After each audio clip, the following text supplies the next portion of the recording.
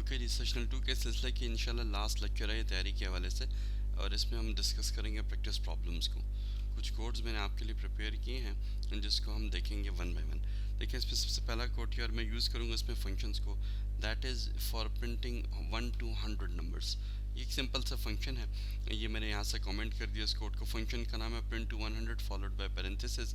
ये function call है, आपको हमने क्लास में फंक्शन कॉल का एक्सप्लेन किया था कि आपके फंक्शन को यूज़ करना हो तो आप इस तरह फंक्शन का नेम लिखकर उसे कॉल करते हैं, फॉलोड बाय स्टेटमेंट टर्मिनेटर। जिस फंक्शन से कॉल किया जा रहा है वो मेन है, यानी ये कॉलर फंक्शन, और कॉल्ड फंक्शन जो है प्रिंट टू 100 है। इस फंक्शन की डेफिनेशन मेन के बाद लिखी है, इसलिए टॉप पे आपको इसकी प्रोटोटाइप नज़र आ रही है, वाइड प्रिंट 1 to 100। जब ये फंक्शन एग्जीक्यूट होगा तो हम इसकी बॉडी पर चले जाएंगे मेन के बाद, और इसकी बॉडी में जब हम आते हैं तो इसकी बॉडी में ये देखें, ये आपके पास जो है ये यहाँ पर छोटा सा फंक्शन है which is simply printing numbers from 1 to 100। इसके देखिए मैं आपको आउटपुट दिखाता हूँ।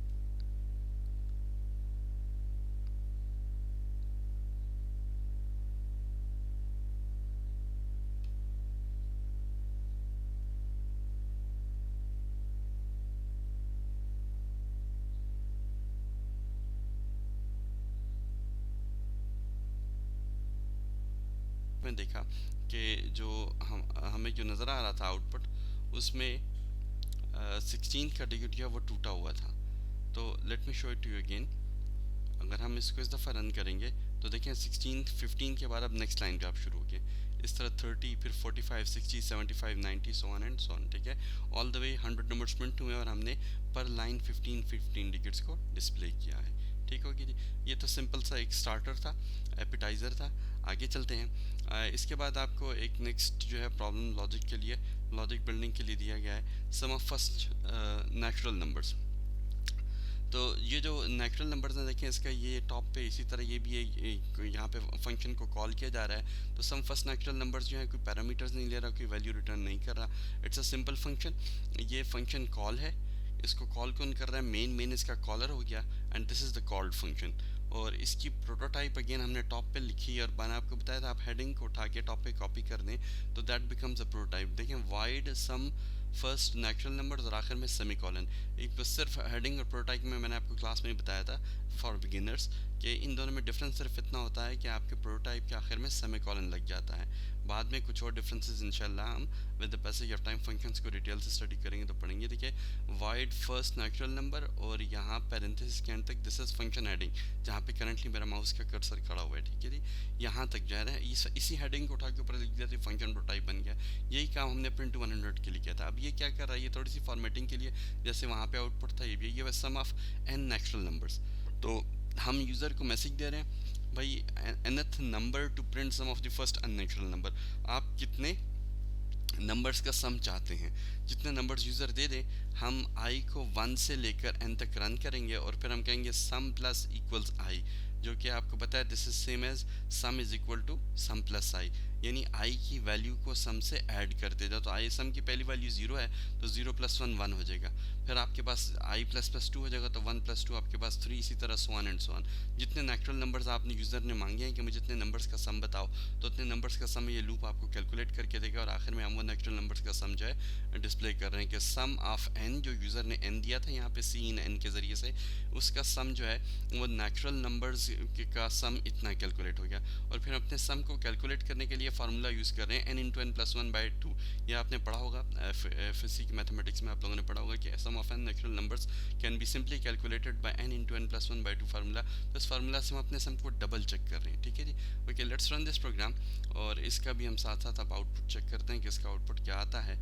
फॉर एग्जांपल देखिए, हम इसे कहते हैं कि पहले लेट सपोज 5 नंबर्स का सम प्रिंट करो, तो मेरे लूप ने 5 नंबर्स का सम कैलकुलेट किया 15, और फिर हमने फार्मूला के अंदर 5 × 5 + 1 / 2 डाला, तो उससे भी आपके पास 15 आएगा। यानी आपका लूप प्रॉपर्ली तमाम नेचुरल नंबर्स का सम कैलकुलेट करेगा। जितने नेचुरल नंबर्स का सम यूज़र मांगेगा उतने नंबर्स का सम ये कैलकुलेट करके देगा। वेरी सिंपल लूप, और इसमें जो है ना हर आइट्रेशन में सम के अंदर एक एक नेचुरल नंबर की वैल्यू ऐड होती जा रही है, प्रीवियस रिजल्ट स्टोर होता जा रहा है, है और नया आने वाला आई का डिजिट जो है वो इस सम के प्रीवियस रिजल्ट में ऐड होता जा रहा है, दैट्स ऑन। ठीक है जी, ये सेकंड आपके पास एग्जांपल है, सिंपल से एग्जांपल्स हैं ये हमने यूज़ किया। उसके बाद हम थर्ड एग्जांपल की तरफ मूव करते हैं और थर्ड एग्जांपल आपके पास है factorial calculation. Factorial calculation once again function call हो रहा है, यहाँ पे फंक्शन कॉल फैक्टोरियल है, कॉल्ड जो कॉलर फंक्शन है कौन सा है, मेन, और कॉल्ड फंक्शन क्या है, फैक्टोरियल। ठीक है, ये तमाम function at the same time भी कॉल किए जा सकते हैं, लेकिन सिर्फ आपको समझाने के लिए मैं वन बाय वन को कॉल कर रहा हूँ। ये आपको टॉप पे वाइड फैक्टोरियल पैरेंथेसिस सेमीकोलन, ये इसकी प्रोटोटाइप नज़र आ रही है मेन से पहले लिखी। इसकी मेन डेफिनेशन जो है फंक्शन की, जो हेडिंग और बॉडी, वो आपके मेन के बाद है, वो आपके पास ये आ गया। ये आपके पास फैक्टोरियल का फंक्शन है, यहाँ से स्टार्ट हो रहा है और ये आपको नीचे जो साइन कलर में इसकी सेकंड सेलेक्टेड ब्रैकेट नज़र है, यहाँ पे इसका एंड हो रहा है। ठीक है जी, और ये देखें ये प्रोटोटाइप और हेडिंग और ऑलमोस्ट सेम, सिर्फ फ़र्क है कि प्रोटोटाइप में हमने इसके टॉप पर मेन में जब लिखा था तो इसके आखिर में हमने सेमीकोलन डाल दिया था। अच्छा, हमने फैक्टोरियल फाइंड करना है, हम यूज़र से नंबर ले रहे हैं, उसके लिए अपने नंबर का वेरिएबल ऑफ कोर्स जो है ना डिक्लेयर करके यूज़र से, ये देखें नंबर को हमने डिक्लेयर किया, 0 से इनिशियलाइज़ किया और सी इन नंबर किया। इसके बाद फैक्टोरियल को हमने इनिशियलाइज़ किया 1 से। ये अपना एक उसूल बनाएं कि आप जब भी कोई प्रोडक्ट्स आपने कोई रिजल्ट्स के इसमें स्टोर करनी हो तो प्रोडक्ट्स के लिए आप जो है मल्टीप्लिकेटिव आइडेंटिटी 1 को यूज़ करें। जहाँ पे आपने एडिशंस को के रिजल्ट्स को स्टोर करना तो वहाँ आप एडिटिव आइडेंटिटी 0 को यूज़ करें। जैसे इससे पिछली एग्जांपल में हम सम ऑफ नेचुरल नंबर्स कैलकुलेट कर रहे थे, तो सम ऑफ नेचुरल नंबर्स के केस में जब मैं सम कैलकुलेट कर रहा था, सम को मैंने इनिशियलाइज़ किया था 0 से। अब जब मैं फैक्टोरियल कैलकुलेट कर रहा हूँ तो मैथमेटिक्स के मुताबिक मेरा नॉलेज ये कहता है कि मुझे प्रोडक्ट्स के रिजल्ट को स्टोर करने के लिए फैक्टोरियल को इनिशियलाइज़ करना चाहिए मल्टीप्लिकेटिव आइडेंटिटी से, विच इज़ 1। ठीक है जी, अब ये कैसे होगा, ये factorial multiplied by equals 1, this is same as factorial is equal to factorial multiplied by 1। ये अगर यहाँ पे प्रोडक्ट का वेरिएबल होता तो product equals product multiplied by i. ठीक है, factorial multiply equals I think मैंने 1 कह दिया, I am sorry, not 1 i. तो आई की हर वैल्यू को उठाओ और फैक्टोरियल से मल्टीप्लाई करो। फैक्टोरियल देखिए शुरू में 1 है ना, तो 1 इंटू 1 आपको 1 दे देगा, फिर आई प्लस प्लस 2 होगा तो 2 इंटू 1 आपके पास 2 हो जाएगा, फिर आपके पास आई प्लस प्लस 3 हो जाएगा। तो फैक्टोरियल में पहले 2 स्टोर था तो इस दफ़ा आई 3 ला रहा है, 2 इंटू 3 आपके पास 6 हो जाएगा।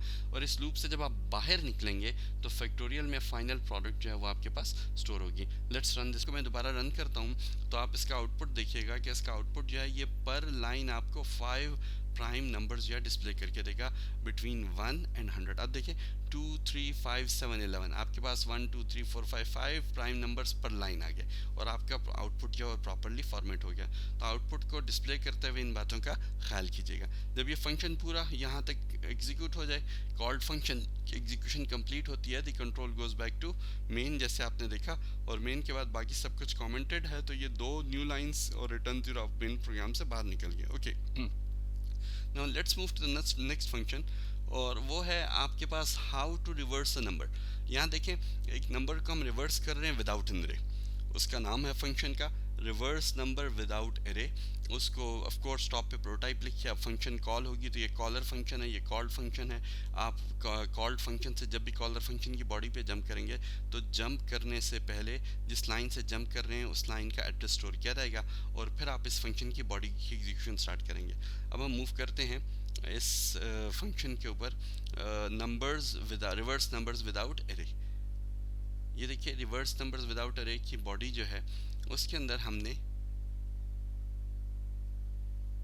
क्या किया हुआ है, उसके अंदर हमने ये किया हुआ है कि पहले तो ये आउटपुट है, ये मैसेज दे देगा यूज़र को। उसके बाद हमने देखिए एक नंबर बनाया, एक हमने रिवर्स पर नंबर बनाया और एक हमने डिजिट का वेरिएबल बनाया। यूज़र से नंबर ले लें, और ये हम क्लास में इसको डिस्कस कर चुके हैं पिछले, बल्कि इन रिवीजन लेक्चर्स में मैंने आपको लॉजिक बताया कि नंबर को डिवाइड करते रहो 10 पर जब तक वो क्या ना हो जाए, जब तक वो 0 ना हो जाए।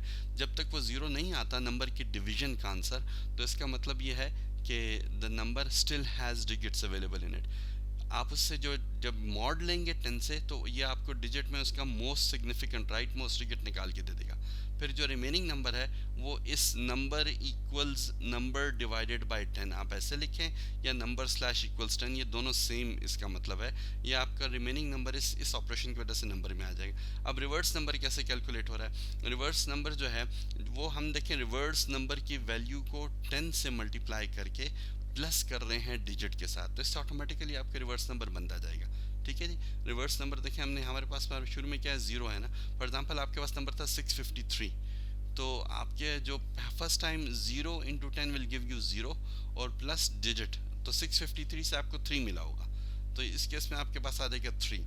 फिर 653 का नेक्स्ट डिजिट आपके पास आएगा राइट मोस्ट साइड से 3 के बाद आएगा 5, तो 5 जब आप आएगा आपके पास तो रिवर्स डिजिट में आपके पास 3 पड़ा हुआ है, ठीक है। 3 × 10 आपके पास क्या आ जाएगा 30 प्लस डिजिट, डिजिट आपके पास क्या आ रहा है इस दफ़ा जो नेक्स्ट डिजिट आ रहा है 653 का वो है 5, तो 30 प्लस 5 आप करें तो आपके पास आ जाएगा 53, ठीक है। और इसी तरह आप आगे चलते जाएं तो ये आपके पास 536 में कन्वर्ट हो जाएगा, 653 जो है सॉरी 356 में आपका कन्वर्ट होगा, ठीक है। इस नंबर को मैं आपको रन करके दिखा देता हूँ कि ये कैसे जो है ये रिवर्सल हो रही है। यहाँ पर बिल्ड एंड रन में आते हैं और यहाँ पे देखें मैंने फॉर एग्जांपल नंबर दे दिया 653, मैंने एंटर प्रेस किया तो ये नंबर रिवर्स हो गया 356 without using any type of array. ये मैं थोड़ा सा इस पर जल्दी इसलिए जा रहा हूँ कि हम ये चीज़ें जो है ये वाली डिवीजन के सारी एग्जांपल्स जो हैं हम क्लास में काफ़ी डिटेल से और आज की प्रीवियस लेक्चर्स में मैंने आपको ये चीज़ें बता चुका हूँ। अच्छा जी, next let's move to the next function.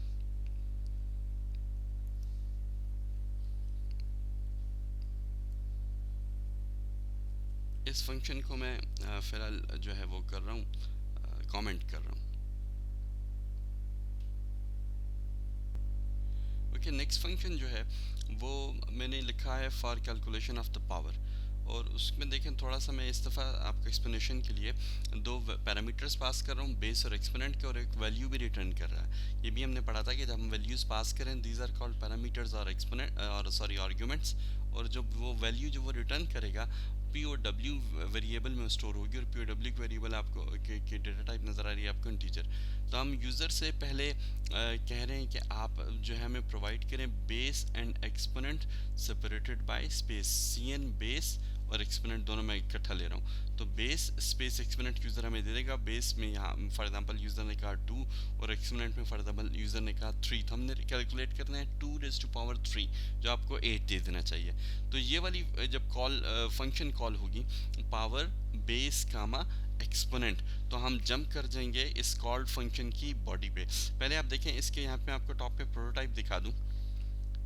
अगर आप टॉप पर आए तो ये देखें ये पावर का फंक्शन है, ठीक है। पावर के दो पैरामीटर्स हैं बेस एंड एक्सपोनेंट, और दोनों की डेटा टाइप आपके पास क्या है इंटीजर। देखें दो पैरामीटर्स को पास हो रहे हैं, और पावर इस दफ़ा एक वैल्यू रिटर्न कर रहा है इंट वाइड। तो मैंने आपके क्लास में बताया था और पीछे काफ़ी डिटेल से एक्सप्लेन किया था कि वाइड मीन्स के function is not returning anything.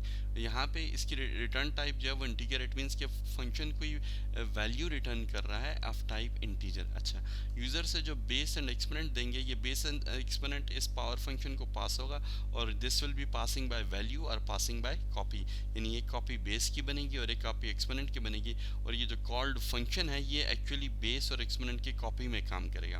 अच्छा, जब हम इस फंक्शन की बॉडी पे जंप करते हैं तो पावर कैलकुलेशन का हम लॉजिक थोड़ा सा देख लें, ये पावर कैलकुलेशन कैसे हो रही है। यहाँ पर आप आएंगे, देखें ये इसका जो है बड़ा सिंपल सा यहाँ पे लूप है, और ये क्या कर रहा है एक बेस और उसके साथ साथ इसने एक्सपोनेंट ले लिया, इसको बेस एंड एक्सपोनेंट से मेन फंक्शन से इसको कॉपी मिल गई हम। और अगेन पावर को हमने इनिशियलाइज किया 1 से, क्योंकि हमने प्रोडक्ट्स कैलकुलेट करनी है, तो I am using the multiplicative identity of 1। अब हमने ये कहा कि अगर एक्सपोनेंट 0 है तो रिटर्न कर दो 1। रिटर्न मैंने आपसे कहा था दो काम करता है ये, एक तो ये आपको कॉल्ड फंक्शन से वापस ले जाता है कॉलर फंक्शन में। तो इस पावर का कॉलर फंक्शन कौन है मेन। तो अगर यूज़र ने एक्सपोनेंट 0 दिया है तो आपको पता है anything raise to power 0 is equal to 1, किसी भी बेस की अगर पावर आप 0 दे दें तो 1 हो जाता है। तो रिटर्न की वजह से हम फंक्शन से बाहर निकल जाएंगे और वापसी पे एक इंटीजर नंबर ले जाएंगे विच इज़ 1। तो आपके पास इस पावर का रिजल्ट आपके पास 1 स्टोर हो जाएगा। अगर 0 के अलावा उसने कोई एक्सपोनेंट दिया तो फिर हमने पावर कैलकुलेट करनी है। वो कैसे कैलकुलेट करनी है, हमने पावर को के अंदर जो है बेस को स्टोर करना है मल्टीप्लाई करके, और बेस को कितनी बार मल्टीप्लाई करना है जितना यूज़र ने एक्सपोनेंट दिया। फॉर एग्जांपल यूज़र ने अगर 3 एक्सपोनेंट दिया है तो i इज इक्वल टू 1 और i is less than equal to 3 तक ये लूप जाएगा। i प्लस प्लस से वो एक एक बार इंक्रीमेंट हो जाएगा 1 2 3। तो तीन दफ़ा आप बेस को मल्टीप्लाई करेंगे। बेस अगर 2 थी तो फर्स्ट टाइम पे देखें 2 पावर में 1 पड़ा हुआ है, तो 2 multiplied by 1 is equal to 2। Next time जब आई प्लस प्लस होगा तो फिर अब पावर में 2 आ गया, 2 इंटू 2 आपको दे देगा 4। फिर जब दोबारा आई प्लस प्लस आएगा तो आपके पास पावर में 4 पड़ा हुआ था, 4 इंटू 2 आपके पास आ जाएगा 8। और आखिर में हम रिटर्न कर रहे हैं P O W. Return one second क्या करेगा, फंक्शन से आपको बाहर निकाल देगा और साथ साथ इस वेरिएबल की वैल्यू पी ओ डब्ल्यू ले जाएगा।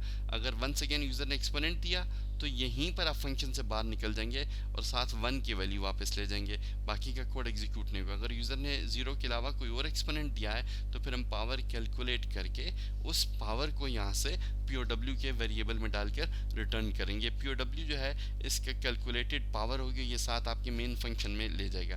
जब मेन फंक्शन में इस फंक्शन की यहाँ पे ये देखें क्लोजिंग बॉडी, तो खैर इसकी ये वाली एग्जीक्यूट नहीं होगी क्योंकि सम फंक्शन से कब निकलेंगे, जब ये वाला रिटर्न कॉल हो जाएगा या ये वाला रिटर्न कॉल हो जाएगा।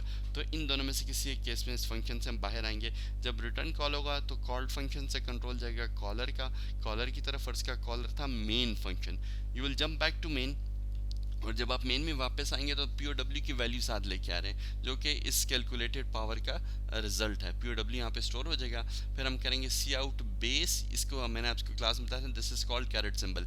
बेस कैरेट सिंबल एक्सपोनेंट, आमतौर पे कंप्यूटर्स में पावर का जब भी मुख्तलिफ प्रोग्रामिंग लैंग्वेजेस में भी पावर को जब शो करना हो तो दिस कैरेट सिंबल को यूज़ किया जाता है। तो एक base to the caret symbol exponent यानी base raise to power exponent is equal to POW जो कि कैलकुलेटेड पावर है। Let's run this